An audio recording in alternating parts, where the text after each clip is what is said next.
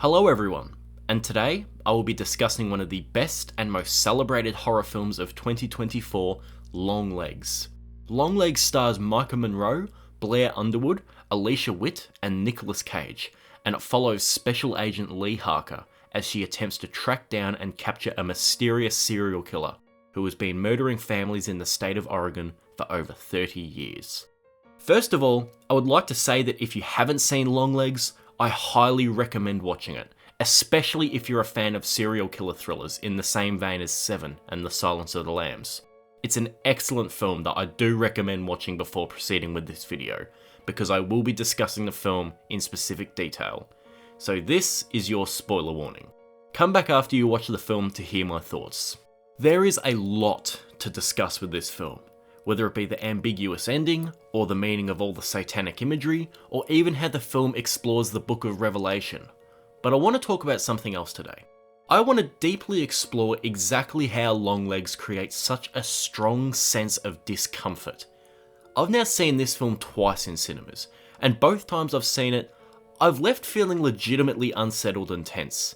It's not very often a film unnerves me the way Longlegs does, and it's left me eager to dissect exactly how and why this film is so unsettling.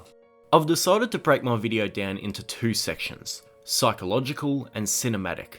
The psychological section discusses how the film's ideas get inside your head to disturb you, and the cinematic section will discuss how specific filmmaking choices creates an uncomfortable atmosphere, whether that be through the performances or the camera work, etc, etc. I have 5 different points for each section that I will discuss, so without any further ado, let's begin.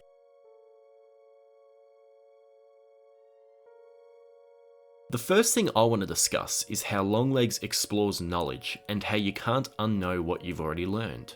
We get the idea pretty early on that Special Agent Lee Harker hungers for every bit of information she can find out about Longlegs. Even asking her superior exactly how many times one of Longlegs' child victims was stabbed. Harker also studies the patterns of the Longlegs killings obsessively, trying to gain knowledge of how he kills and why. Knowledge is a key part of the film as Harker attempts to solve the murders, but I want to talk about a more personal kind of knowledge. I want to talk about the knowledge of the people closest to you. One thing I find really unsettling is the idea that a very close family member or friend might not exactly be the person you think they are, or that there might be something about them that they don't want you to know. And learning something about them that taints your image of them can be truly upsetting, especially if it's someone that you've put a lot of trust into. Obviously, I'm not going to be sharing personal experiences here, but I think it's safe to assume that everyone has learnt something about someone close to them that, in some way, shapes the way that they view them. Whether it's a parent committing adultery, or realising that a friend is abusive, or learning that another family member has a criminal record, it can be extremely confronting to learn about these things. Longlegs explores that through Lee Harker's relationship with her mother, Ruth Harker. Lee and Ruth both grew up alone, in an isolated house where nobody came to visit them, no family, no big bad wolves, no anybody. This quote demonstrates how close Lee and Ruth were together, and only had each other to rely on. Even in adulthood, Lee still frequently calls her mother when she can't visit, further showing how close these two are. This is why when you see Ruth sneaking up behind the car with a shotgun and repeatedly shooting Agent Browning in the face, you really feel the shock and horror that Lee feels. Soon after, Lee learns that Ruth was Longlegs' accomplice in the murders for all these years. It's a truly horrific moment, as Lee learns that the only person that she has trusted for her entire life has turned out to have been an accomplice to the murders of dozens of families. And although we learn that she was unwillingly bound in a pact with Satan, it still doesn't change the fact that Lee has never truly known her mother. The knowledge of the truth about people can be extremely uncomfortable, and sometimes you want to be able to do anything to unknow the information that you've learned. But at the end of the day, you know the truth and there's no turning back. Longlegs explores that horrible feeling in a brilliantly shocking way.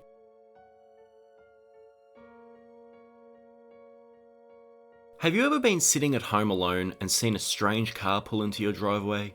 You don't know who it is or what they're doing, so your mind immediately rushes to the worst conclusions. They've come to kill you, and your family will soon arrive home to find you dead. They've come to rob you and trash the house. They've come to blackmail you. Now, it's more than likely that it's just someone using a driveway to turn around, or it's just someone delivering a package, but you still feel your heart skip a beat as the what if part of your mind is triggered. This feeling of having your privacy invaded is horrible, as though you're not safe in the comfort of your own home, as though you're going to have to look over your shoulder for the rest of your life. Longlegs opens with a scene that directly plays into that fear, as a strange car pulls into the driveway of the Harker house, and a pale man is waiting outside, fidgeting and rambling at Lee like a lunatic. He makes strange statements about Lee's birthday, and how he has worn his long legs before the film abruptly cuts to a title card, just as we're about to see the man's face.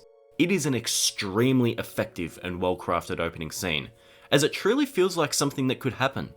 This scene is made even more terrifying, as we continue to flash back to it throughout the film, as the man, who is the Longlegs killer, shows no intention of leaving. He speaks about serving the man downstairs, who we soon realise is Satan, and forces Ruth to make an unthinkable choice. Let me kill you and your daughter, or let me stay at your house while you be my accomplice, and I'll spare both of your lives. We already saw Ruth trying to call the police, but the phones weren't working. Presumably the signals were interrupted by some devilish force, so she really has no choice, especially when we learn that Satan is actually real, and if she doesn't do Longlegs' bidding, she will be burned and tortured in hell for eternity. Now, the reason I'm getting away from analysis and moving more into plot summary here is to demonstrate exactly how this film takes such a small and not entirely irrational fear and turns it into the worst possible situation. This opening is almost guaranteed to unsettle even the most desensitized viewers because of how effectively it inspects a very common fear. The opening isn't the only instance where privacy is invaded in this film either, with Longlegs busting into Lee's house to deliver the letter, or Ruth delivering the dolls to the victims, but the opening scene is the establishing instance of this and is, in my opinion, the best example to use for this video.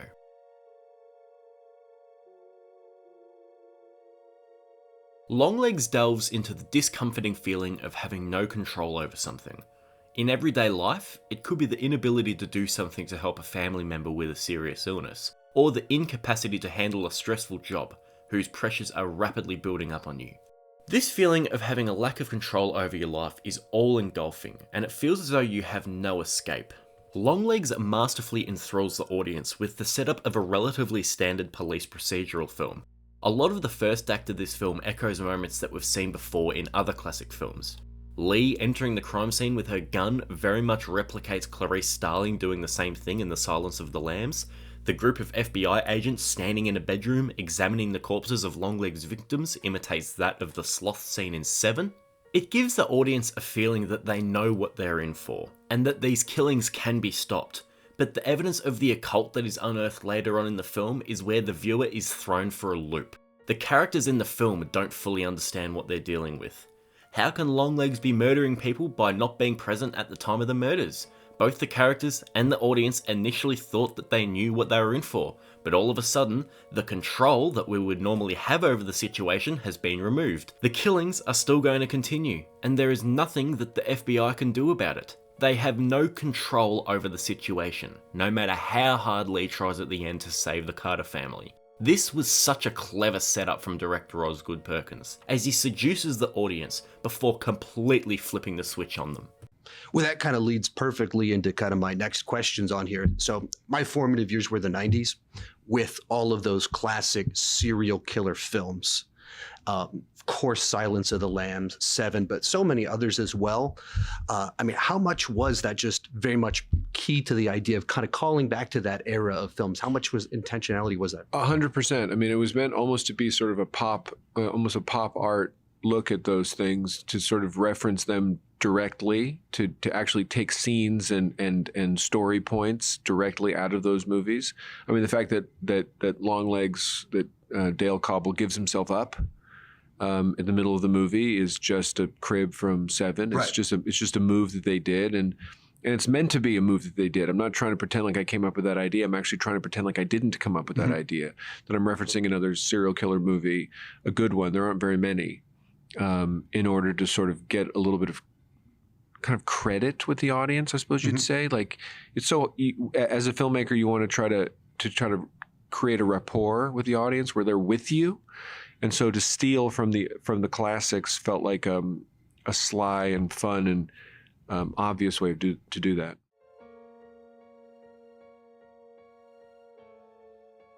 Working is a necessity of life, but that doesn't mean that it's easy. Being a paramedic would throw you into a lot of confronting scenarios. Being a police officer forces you to see things that no person should have to see. Being a doctor gives you an enormous amount of responsibility. The point is, work can take a serious toll on your mental state. Longlegs follows a law enforcement officer who is being relied on to capture the person who has been murdering families for decades. Not only is this a responsibility and insane burden, the pressure that Lee feels to stop these people from dying continuously amounts throughout the film. The audience spends the entire film watching the emotional toll of Lee's job slowly get on top of her, culminating in a scene where she completely snaps and lets loose inside of a car. While most audience members would hopefully not be placed in a situation like this, all of them would be able to relate to Lee's character through the simple fact that the stresses of work can sometimes feel insurmountable.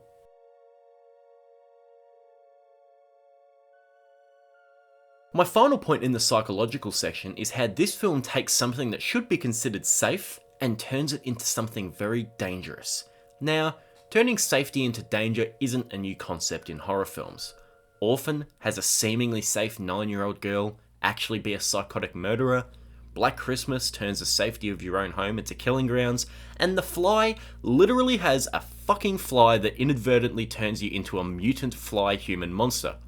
What does Longlegs do? It takes the warm safety of Catholicism and turns it into a means to spread the devil through the American countryside. Ruth Harker is dressed as the face of Christianity, a nun, and she brings the satanic dolls into the houses of the families. The innocent presence of Jesus is turned upside down. This harkens back to my first point as well. What if you don't really know the people that you're closest with? What if what was once considered safe is now considered a threat? How do you know who or what to trust? Longlegs unsettles the viewer through its very ideas. It explores knowledge, privacy, control, emotional compromisation, and your safety nets in ways that really get under the skin.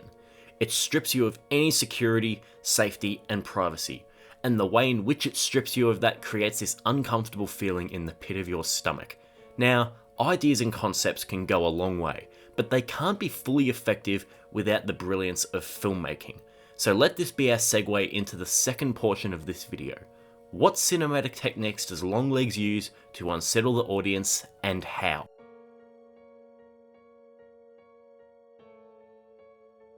One of the most notable things about Longlegs is how Osgood Perkins chooses to compose each frame. Most shots in the film have the characters positioned in the centre of the frame, with plenty of open space surrounding them. Early on in the film, Longlegs is seen over the back of Lee's shoulder, walking around in her house. From this moment onwards, the audience's eyes are constantly darting around the screen, looking to see if something sinister is hiding there. Usually, characters are positioned so that a window or a hallway is visible either side of them, so the audience is constantly on the lookout, and if you look hard enough, something will often actually be there. Even if you don't see it on your first viewing, you will pick up on more of these details on subsequent viewings, which only makes the film more unsettling. Because Perkins directed the film to have audiences be constantly engaged with what may or may not be present on screen, there is never a moment that isn't tense. There is never a moment where you are disengaged because you are constantly waiting for something terrible to make its presence known. The way each frame of this film is flooded with small intricacies allows for a continuously unsettling watch, because there is always something hiding in plain sight that you might just see.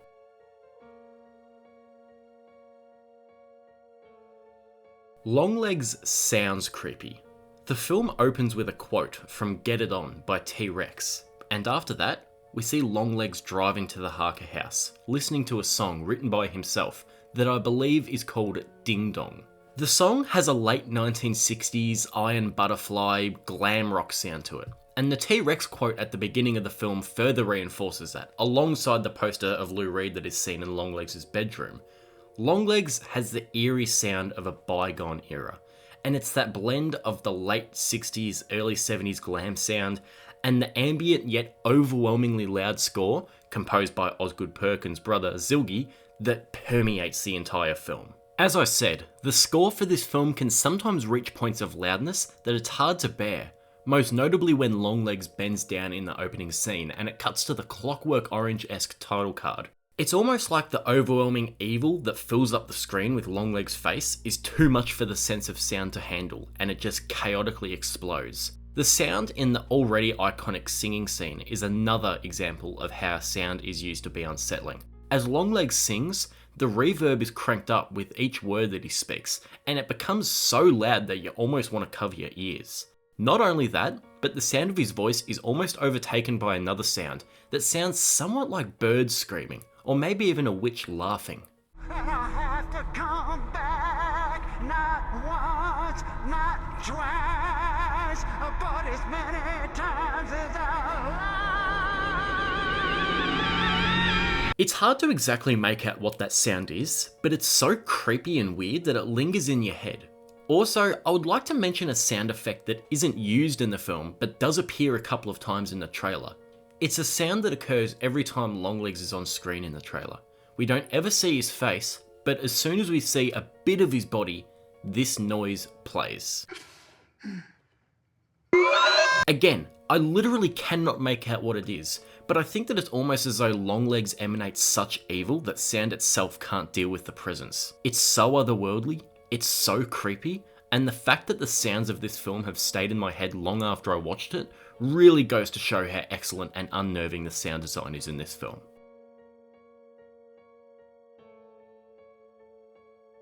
Longlegs has a very dull look to it, and I don't mean that in a bad way. The Oregon landscape is grey, with dead trees lining the roads and dark clouds overhead. This dead, dull colour grading gives the film a bleak feel. Even if you showed someone a still frame of this movie, they would be able to pick up that it isn't the happiest of films. The greyness of this film isn't just to elicit a bleak feeling though, it's also used to give the film's sparing moments of colour more impact. And being a satanic film, the main colour that Longlegs uses is red. In folk legends, stories, and even pop culture, the devil is depicted as being red, usually to signify the fire and flames of hell. Now, although in the Bible, hell is argued to be defined as a separation from God and not hot and fiery, literature and stories over time have depicted hell as being eternal fire, leading to the general consensus that hell is flaming hot and that red is the devil's colour. The title card of this film is all red. The word Longlegs on all of the posters is red. The blood of all of the victims is obviously red. The doll's eyes turn red. The flashes of devilish imagery, such as the snakes and the bubbling fluids, are all caked in red light. Longlegs cleverly preys on the audience's general knowledge that red is Satan's colour, and uses that colour to evoke fear and dread. And as mentioned earlier, most of the film is graded to be very grey and dull, so the spurts of red that are placed in the film have maximum impact.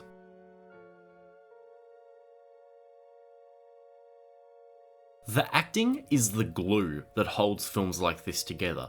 If you cast someone as the protagonist who can't exhibit legitimate fear and stress, then you as the audience member won't feel the same fear and stress.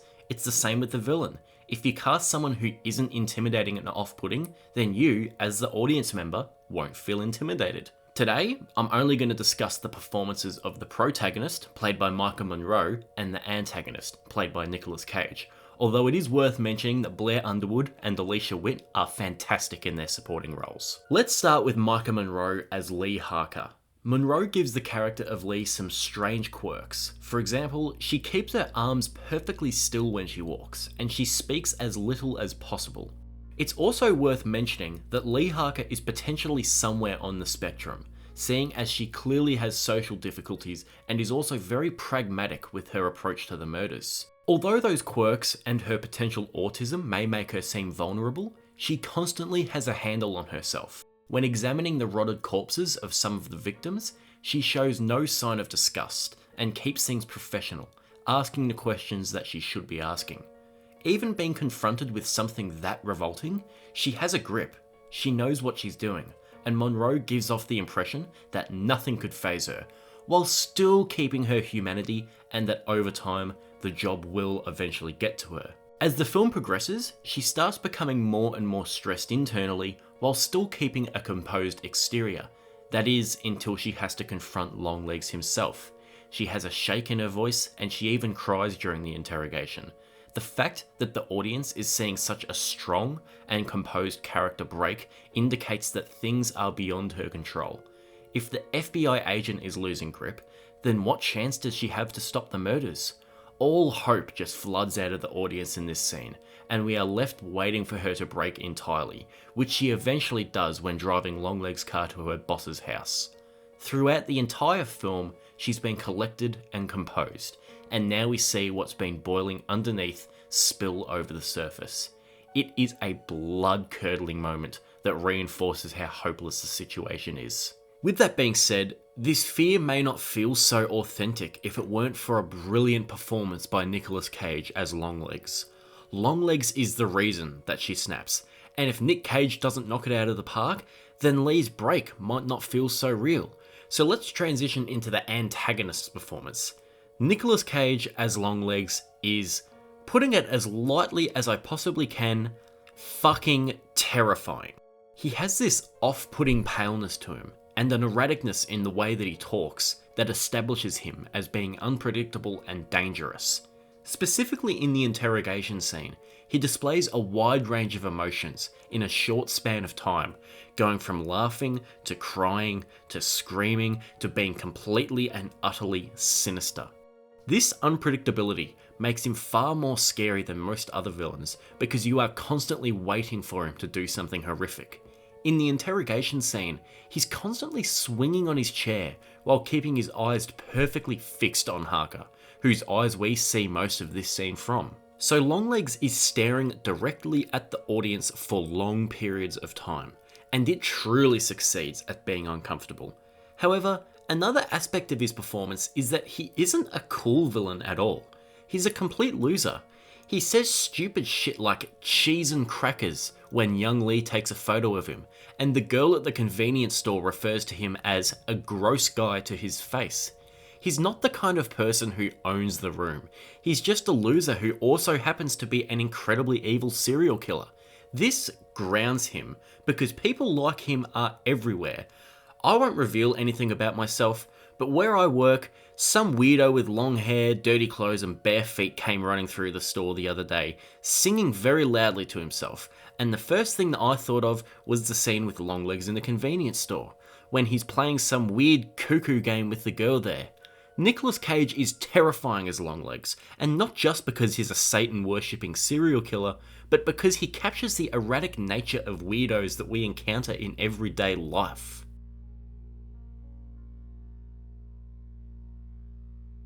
Editing is the kind of cinematic technique where usually the less you notice it, the better. As long as the edit keeps the film flowing at a nice pace and it's not jarring in the wrong places, it does the job. The editing in Longlegs is noticeable, but in this case, that's a good thing. Take the opening scene for example. Each shot of the snowy forest lingers a little too long to be comfortable, culminating in the reveal of Longlegs standing behind Lee. The edit keeps you waiting for something to appear, and when it finally does, it's very impactful. Throughout the entire film, each shot feels as though it lasts a little bit longer than it should. Some people may find that this hinders the pacing of the film because it is slow, but I disagree. The extra moment that we get to look at these wide open shots makes the audience think that something is either hiding on screen or is about to pop out.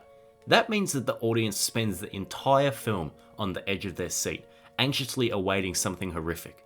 The editing in Longlegs isn't smooth sailing, it is noticeably halted, but that only adds to how unsettling the film is. Longlegs is a discomforting film. It gets under your skin in more ways than one. In fact, I've just listed 10 different ways that it gets under your skin. The masterful filmmaking enhances all of the disturbing themes that it explores, creating one hell of a horror film. This is easily one of my favourite films of the year, and one of the best films of the 2020s. Thank you very much for watching and sticking around to the very end. I really appreciate it. Be sure to like and share this video if you enjoyed it, and subscribe for more film content. I'll put a link to my video essay of Late Night with the Devil here, so you can check that out too. Thank you again, and I'll see you all later.